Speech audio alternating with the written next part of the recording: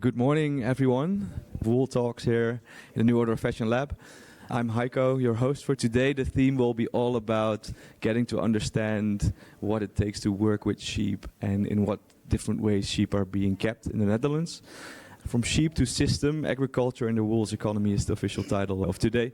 Like every day we have a central question that we answer here in Wool Talks to get a broad perspective of wool as a material, better understanding sheep and the perspective of the animal compared to where textiles or fibers are being used in fashion. The central question for today that I'm hoping to answer with my panel of two experts is: what can modern day agriculture teach us about the role of sheep in society? And how can we move towards a more regenerative system where wool supports both farmers, the animal and the environment? And for today, I have the honor to welcome two experts to the panel that know everything about this topic. Marieke Jansen from Wool Powers, welcome, and Riaan from Strijdom Landschapbeheer. In a few sentences, could you introduce yourselves and what you do with wool? So, Marieke Jansen, I'm 29 and I've been now obsessed with sheep and wool for better part of my life. I have always been very interested in how we had such a connection with animals and we kind of lost it over centuries. I found myself working with people that did have that connection and did want to explore that again, and that's how I learned more about regenerative farming. And now I've apparently become an expert and I'm on this side of the talk. Thank you. Riaan. My name's Riaan. I'm originally from South Africa and actually emigrated to Europe to climb in the Alps while I studied here. After climbing, I got involved with working as a shepherd. Went to shepherd school, and that was 10 or 12 years ago. I'm 57 now. We have 2,200 sheep. Most of them Kempen Heath sheep. The wool is an interesting aspect, as it is a necessity to get rid of it. You have to shear it. They have to be shorn. What to do with the wool after that? For us, the starting point for our program this year was the fact that 1.5 million kilograms of Dutch wool is being discarded annually. Why do you think that's the case? Everything has become quick and fast, and being somebody that also works with wool, it takes time, it takes effort, knowledge, and I think society as is has been built on that knowledge and people working together with sheep. But as we moved into everything needs to be quicker, we kind of forgot that making a sweater just takes time. Knitting is a craft and it just takes patience. And so for you, there was always this strong connection with animal well-being, and the question like why we kind of disconnected from the animal that is the source of the wool that we wear. What was the point where you thought, okay, I'm really gonna make this my area of interest in that sense? Was there a certain moment in your life where that... I'm not sure if I decided that or if it was decided for me. As a child, I had curly hair and people called me sheep. That kind of was a thing. The more I showed interest, the more people wanted to share it, because I experienced worldwide that people that have the knowledge really want to share it and they want a listening ear. If you're willing to show that, then you get so much information. I just kind of evolved in having this collection of information and connections around the world. And now people find me. It's a sense of openness and curiosity and being in conversation. Internationally, you said, is that where you source your knowledge from when it comes to sheep? Yes. I've been to New Zealand. It's known as having more sheep than animals. And I still needed to find the people that have that same connection. The world is very small, especially if you're talking about sheep shearing. Everybody is allowed to shear a sheep, but not everybody is a sheep shearer. The community with right-minded people is very small, and you get connections easily if you open up about it. Yeah, so it's a small world, but it's also super international, super global. Yeah, Riaan, curious, like you said, you came to Europe to climb the Alps while you were studying, and then you went to shepherd school. But what was the moment for you that you decided to do that? Yeah, well, when I grew up in South Africa, I was always around farming communities and especially merino farms. I had a bit of an affinity with sheep. When I was here, I did lots of outdoor stuff. And at one point, I just decided, okay, I was a nurse. I worked as a psychiatric nurse. I decided I just wanted to go outside. And there was the opportunity to go to shepherd school. The opportunity was given to me by a sheriff. And from there on, it just grew. There was a love for sheep, but also a love for wool. But in our case, it's mainly follow the money, because there are various ways you can end up with a product. And in my case, a well-shorn sheep is a good product. When you shear your sheep and they're shorn with the limited cuts, I'm a happy shepherd. Yeah, and that's clear, that's the animal welfare, the central element there. And also the wool you can retrieve from the sheep, or has the highest quality also. Maybe to get a bit more technical about the shearing itself. There are two streams you can choose. When I bought 700 sheep, Shra asked me, do you want to continue the quality of wool? By that time, he was already busy 10 years down the line, improving on the microns. If you want to continue, then buy this flock. I decided I want to continue, but slightly further down the line, you realize there's a bit more you have to invest in. Every investment, the money has to come out of your budget that you get from grazing. So you have to decide, where do I actually spend my money and how do I spend my money? I can get some shearers from another country. They come, 3 of them. All I have to do is bring them the flock. They shear them. They leave me the wool, but it's not selected. If I choose to select the wool into 3 grades, I have to employ people 3 days to do that. And that's money spent. But where do you get that money back? Because shear costs X amount, but I get half of that amount back if I sell the wool. So there's always a hole there. There's always a mismatch. The wool itself does not account for enough to cover the costs of shearing. And that's one of the fundamental challenges of the overall price of wool is lower. Why is that price difference lower compared to merino, for example? Maybe? Well, exactly that. Look, my wool is a byproduct. My core business is grazing. I have to make a byproduct viable. I've always said I don't have to earn anything on it as long as my shearers get a fair price and I can distribute the wool and it comes back in a beautiful product. Man, I'm happy. If a merino wool, quality, it's there. But grey wool, which is the area where I'm in, it's called grey wool because it's wool that has been in national park and it's walked through, it's not on a pasture. Yeah.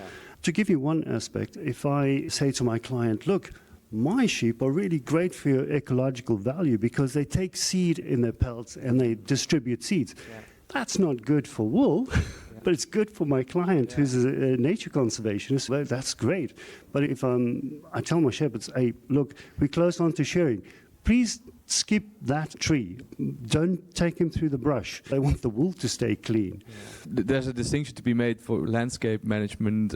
That's one application where sheep are being kept these days. And maybe also, Marieke, to go back to you, like there's of course meat production, maybe dairy production and fiber production. Like what are the reasons that we keep sheep in the Netherlands? I completely agree that the main focus of keeping sheep is why the price difference is so big in Europe, because it's not just the Netherlands.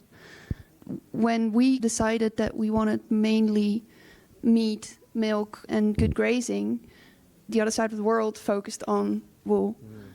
I personally think that Europe could do both, which does come with challenges, because if you want good grazing, you have to sacrifice, and it takes more money to clean up the wool. For example, Texel sheep, the Dutch pig, looks a little bit like a pig.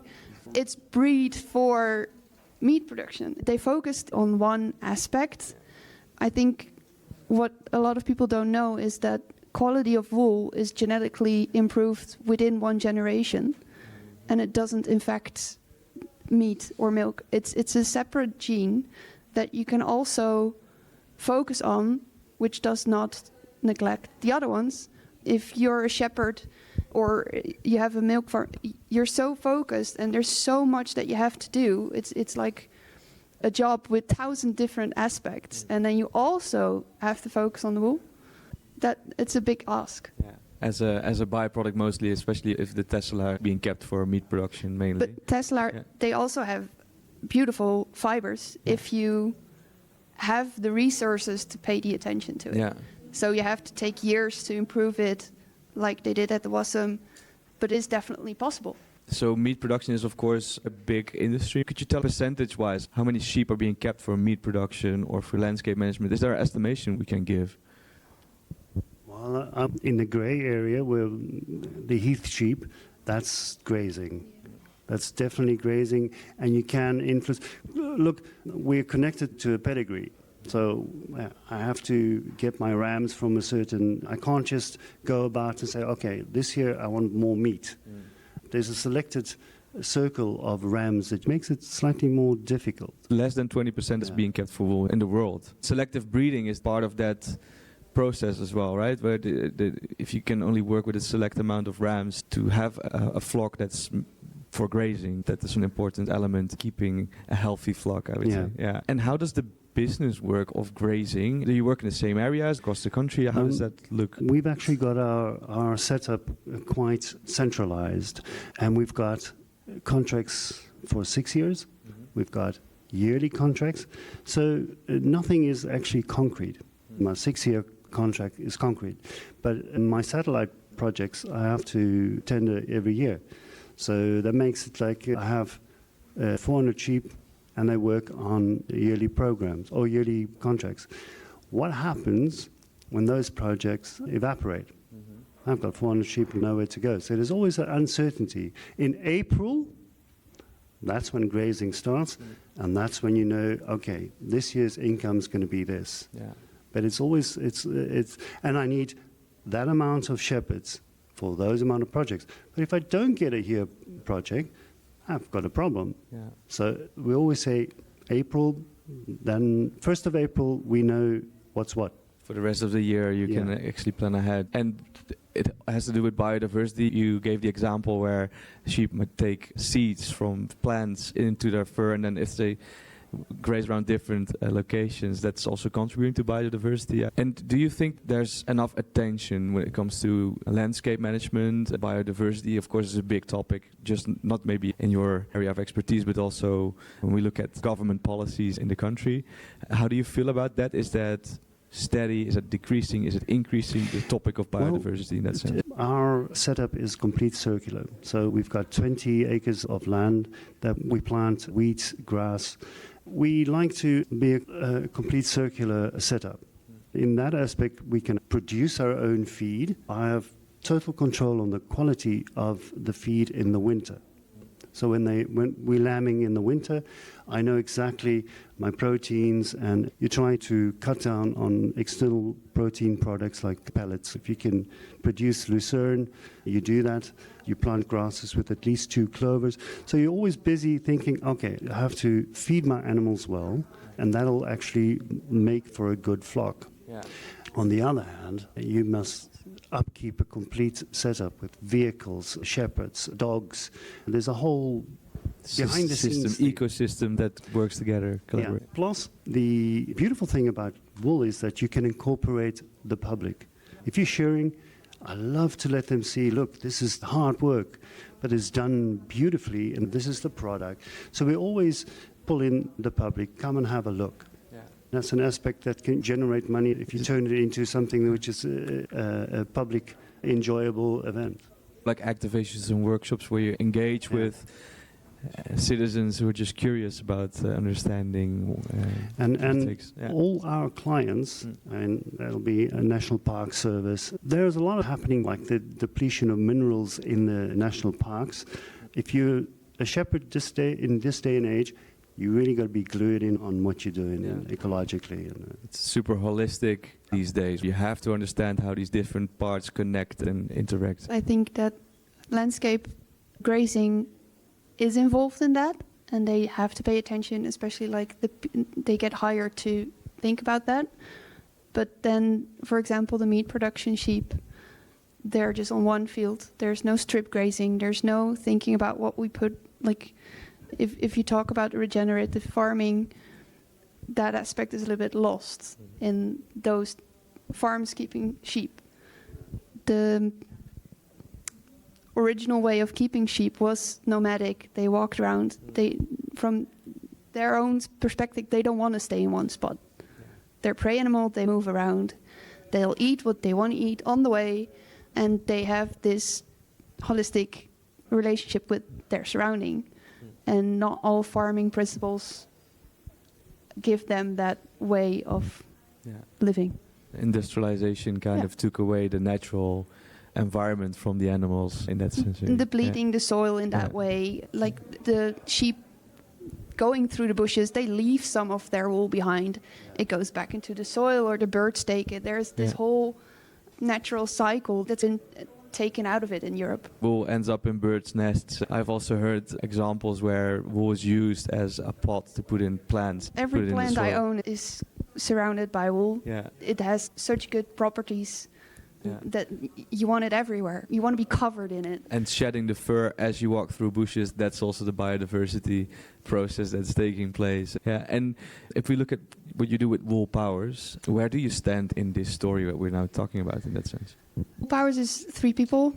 So my stand is that I would love to bridge the gap between the farmers that have been put in a system that they might not even want to be in, but they have to work that way to earn money.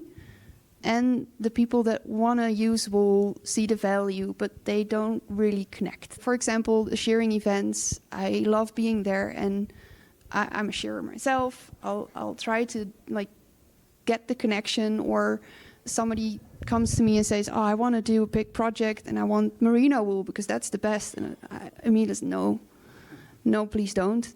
It does have good qualities, but there's no proof that it's the best fiber. It just has different qualities. But what do you want to do? And I try to explain them, okay, for your project, you might want wool that's a bit coarser because you want to walk on it, or the color-wise. And then I try to connect them with a farmer that has that breed and bridge the gap. Yeah, trying to be more of an orchestrator in that network to make sure that if someone has a flock of sheep with a certain quality of wool, that it ends up at the right place. It's an orchestrate and spreading knowledge. Like I said, a lot of knowledge has been forgotten, and I want to let everybody know. Yeah. And that's what we stand for. Spreading knowledge and connecting. Different types of wool have different characteristics and qualities. How does that relate to, of course, we're a new order of fashion, so we will always want to know how does it end up in garments, in textiles, that you can wear on the skin? Like, what determines that quality or the composition of the wool? So fibers, they are measured in micron, which is basically thickness. So if you talk about hair, you've got around 80 micron, and everybody, if you've got a hair in your shirt, you can feel it. That's kind of itchy. And for example, merino wool would be best below 20. So it's mainly the thickness of the fibers that affect if you feel it on your skin. So if you think about fashion, you wouldn't want to make an outer coat of something that you bump once and it's broken. So you would want an outer coat of something that would withstand rain and just the everyday wear. But if you want to do something next to skin, you want something that you don't itch all the time. Yeah. So every sheep has potential in having low micron and being able to wear close to skin. But you have to think if you want all the sheep to become like merinos, because they also have the downside. Yeah. The Kempish sheep have got their own very good aspects. That's why they're perfect for grazing. And they've got very lush, long fibers that a merino wouldn't have. The length also says something about the quality. Some spinners think it's easier to spin with longer fibers because short fibers, you have to really have the tactic of it connecting. If it's something is longer, it connects easier.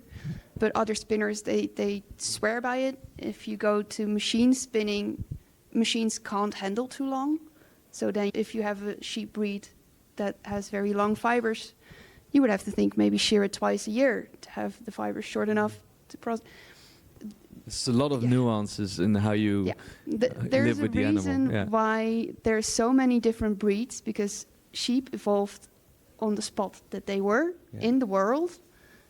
And just as that diversity, all of them have a diversity in their use. And all of them are useful. Interesting. You said the 20 microns is the thickness of the hair of the merino sheep. Do you know what the microns of the Kempisch I Heideschap? do, actually. Yeah. No, We sampled our rams from last year, ram lambs we sampled, and I got 526s out of them. So then you know, okay, I'm going to influence the flock with the rams. But better yet would be if you had more time, that you would select samples from your flock, and you would take your 2 to 4 year old ewes, and you would actually match them to a 26 ram from outside. So you'd have the blood connection, upgrade the blood connection, influence the wool. I simply don't have the time and the money to sample all my ewes. But I could say, okay, on the eye, that one's good and that one's good. And now we bought the Drenthe Heath sheep. We are going to do that. Because it's only 300, and I've got 7 really good rams, and I'm going to do that with them. And you select ewes and put them with the rams. Yeah. The Kemper, my shearers say, damn, Riaan, this is good wool. Don't stop. I'm saying it's costing me a lot of money. And from government aspect, we lost our subsidy. It's no longer a subsidized breed. So Heath sheep, that's subsidized. So that's bringing in money. But Kemp no longer brings in money. There are too many of them. We bred too well.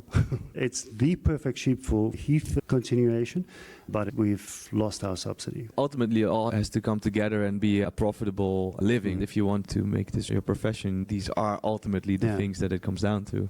Yeah, and there's a couple of things I'm still curious about, and also maybe there's people in the audience that are curious about certain aspects. A vision for like a harmonious, balanced way of living with sheep, where the wool can actually be viable. Is there ways through which Dutch wool from different types of sheep can see more value, that you create more space within your own profession to work like with the Drentse Heideschap, to take the extra step to improve the micron levels? Like, Well, yeah, look, we're still in the running for grading the wool. So what happens is that our A, B, and our lambs wool, that goes to Schreier. He washes it, and it comes into a collective. On the side, some good wool for Nerf, New Order of Fashion. The sea wool, which is brisket, belly, and groin, goes to agriculture. If they don't take it, I put it into my own manure production scheme that gets put out on the fields. So we actually, and the hole that I was speaking of is filled up by doing field projects with the public, so tourists and that. So there is a circular continuation, but it remains a tricky thing. So for you, you found this way, you managed to complete the puzzle that it can be circular and regenerative. We make a budget, Yeah. and in that budget, you have to, okay, we're going to shear this many sheep, it's going to cost us that much, and we're going to lose that on the sale. How can we fill up that hole? And then you have to be very creative and involve the public. Yeah, yeah. Get them involved. I mean, wool is great. I would like to add a little bit to it. I do see that it is on the rise. There are so many people now aware of the wool issue, if you compare it with 20 years ago. And I don't know how you would end the cycle, but if we would not only buy merino, but buy local, then the farmer would have more money to spend on improving the quality. And then in the end, we wouldn't even need merinos. Yeah. Fast fashion in that trend would not help. And maybe also the challenge of scale is a big issue. If we consume at such a large scale, how can we provide for all the fiber demand if there's so much pressure on the system? I think there's more fibers than we're aware of. I don't think the Netherlands would provide for itself, but if you think about Europe, there's more fibers than we're actually aware of. It's something to be hopeful about. Question from the audience. I'm curious because there is enough wool, as you say, there are a lot of sheep and we have a lot of wool that we throw away. What makes wool so expensive? Is it the production of making it into something, or what is the part where wool gets expensive? Making a living, keeping the sheep. Every time a hand touches a wool... So the human make the wool expensive? And in my view... Yeah. I completely agree. I'm trying to teach people to know more about their wool and touching it even more. In a way, I'm making it more expensive because before you go from sheep to this, it adds a value. In my opinion, wool is a luxury product because it's so good and it lasts really long. And in fast fashion, you don't have that. It doesn't last as long. But that's, I think, the mismatch. Human make wool expensive, but what makes it really cheap is that people don't understand the quality of it and I see think the value of it. if everybody thinks I'll buy a sweater of wool and I know that will last me probably my life if I treat it well, then in the end it's not expensive. It's that mindset because it is a valuable resource. There's a lot of knowledge, a lot of time. Being a shepherd is a life and it's not just work because you're on the clock always. I think that's the cycle that needs to be broken. Yeah, it's really sad. I do have a dream. Me too. And many passions. When I started this, and we had a table discussion for where we going to go with this. And then at one point I said, what is the social aspect? What is the community aspect? How do we actually get a community back? How do we involve? So I thought there's wars all over. In the meantime, we're throwing good wool. There's nothing wrong with that wool. It just needs to be processed. How about getting people in, making one product? I mean, I saw a filth machine here. What's his name? Leonard. Leonard. Yeah. Great. Let's make that available to the Red Cross for war zones. And let's get our community back in there. There are a lot of people further away from the work market. Get them in. And let's get somebody to make a beautiful project, whether it's socks for shoes or cultural aspects. Way back in the past, there would be a shepherd on the heath and he would be knitting socks to get an extra income. We've got 10 shepherds, and I said, this year we're going to do something, and we're all going on knitting classes. So we go, and they laughed. But while we were knitting, they were really having fun. So I'm going to do this while I'm tending the flock. So that aspect never went away. All I'm saying is there must be somebody out there, bring them in, make a good product, give it to the Red Cross, and have a good feeling about wool. Yeah. And not just throw it away. I know that in the Netherlands we can't spin the wool. We don't have the factories that can do it. There was Portugal, I guess, and that one is closed. There's a lot of legislation about the lanolin. You're actually not allowed to wash it at home and then just having it go down the drain. And there was a big washing mill in Portugal that shut down for that reason, is what I've been told. So we used to have to send wool all the way to Portugal, gone. Where are we going to send it? Are we going to send it to the UK? Well, Brexit makes that even more expensive. So I think the whole way that we have evolved, way back when the shepherd was knitting on the field, his wife was at home having a fleece in the river, hand washing it. Yeah. Nobody does it. And also that connects a bit to what we discussed yesterday, where we spoke about the history and culture of wool, and that we had weavers at home, that it was a common thing that everyone had in a household to work with these local materials. And that of course changed over decades of industrialization, economic development. And I would also say the infrastructure, the knowledge. Yesterday the panelists said we need to make sure that this knowledge we store and share and keep building on the knowledge that we still have for future generations to help them work with the material, understand the material, where it comes from. I got the weaving loom and I thought I'll try to find out by myself how this works without any research. Yeah. 2 months going strong.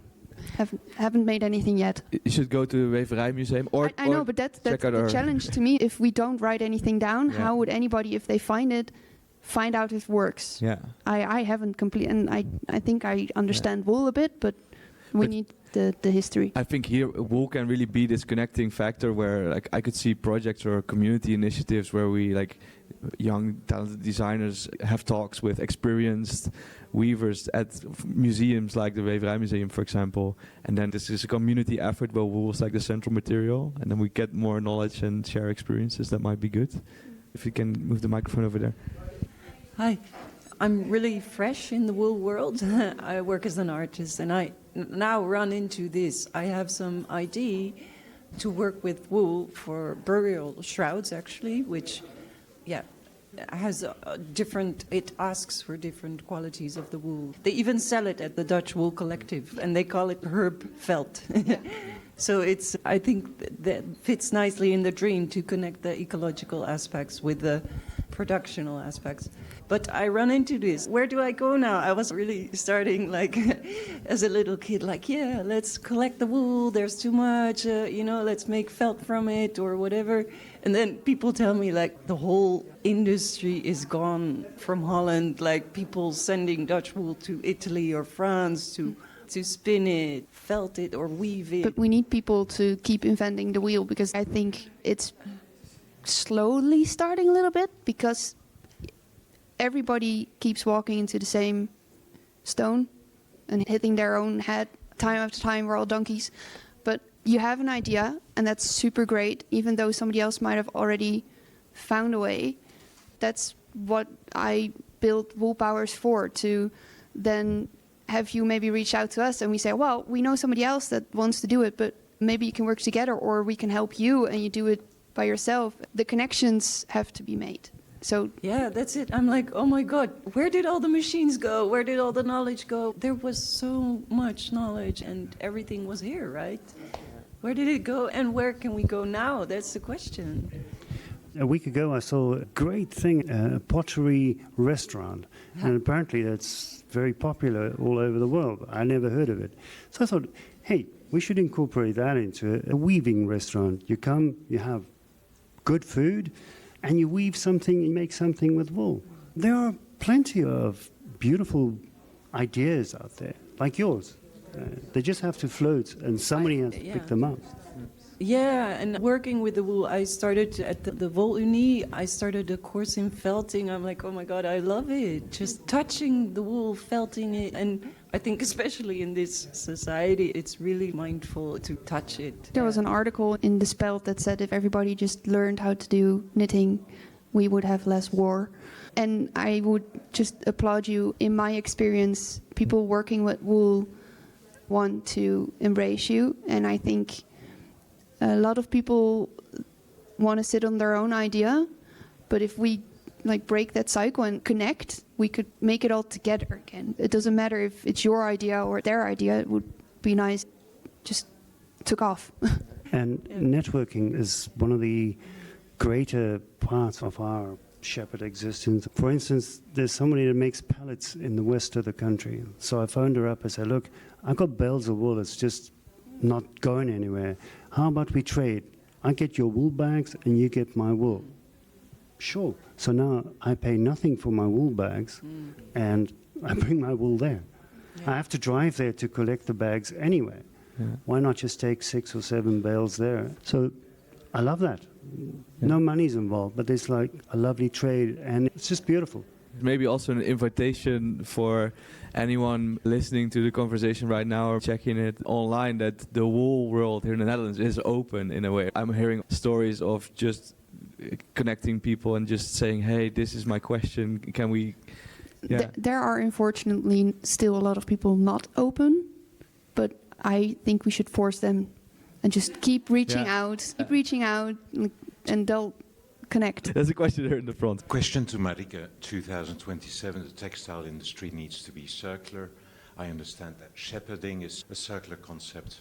The wool industry, what's your perspective on this? How do you make the wool textile circular? What are the actions taken there?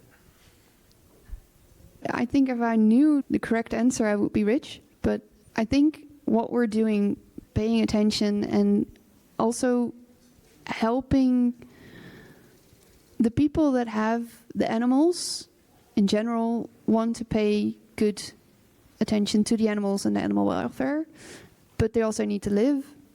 So they're in a very tough spot.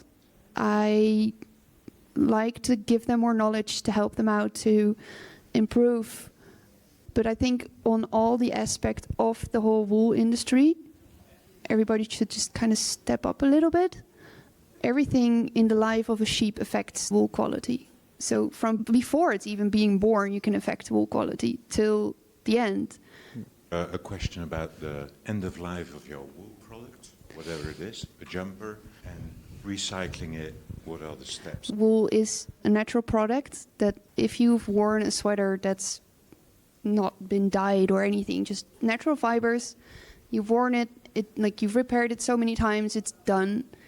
You could just throw it on the compost and it would go back to the soil. It is made to be just a normal part of the animal, and it's very good that we have the recycling, for example, for the almost too dirty parts of a fleece to, for example, be made into pellets so they could be used as manure.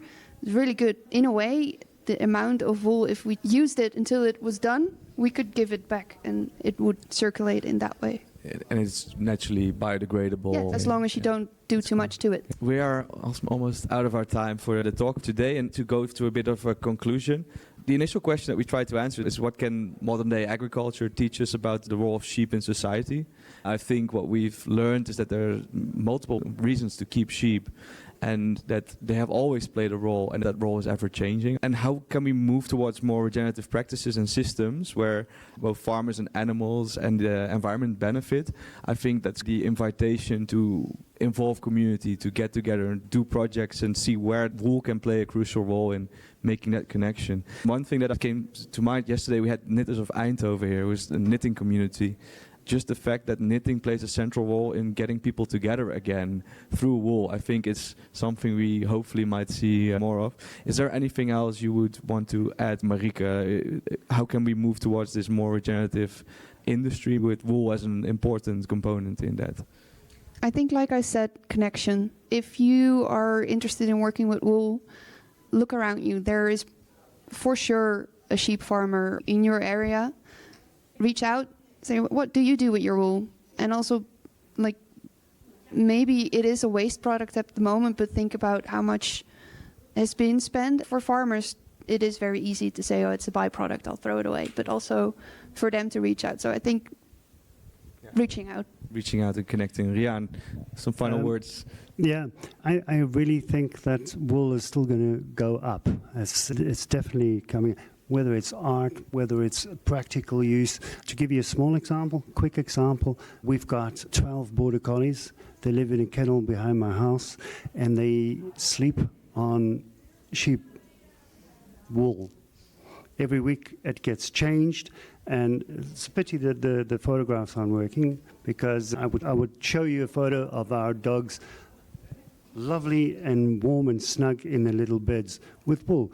Practical use, garment use, pellet use, wool is going to make a comeback. So wool is going to make an upswing, definitely. I believe wool is the way to go. Yeah. Wool is the way to go. I think that's a nice one to end this conversation for this morning. Everyone in the audience, thank you so much for being here. People online, also thank you for tuning in. Can I have one applause for Marieke Jansen and Riaan? Thank you. Special thanks to our partners for making this program possible, of course. AV partner for organizing the live stream with us this year, such that we can share knowledge just not in the lab, but also through the internet. And I think for now, it's time to wrap up the live stream and enjoy the rest of our day. Have a great day here at Dutch Design Week. Thank you very much.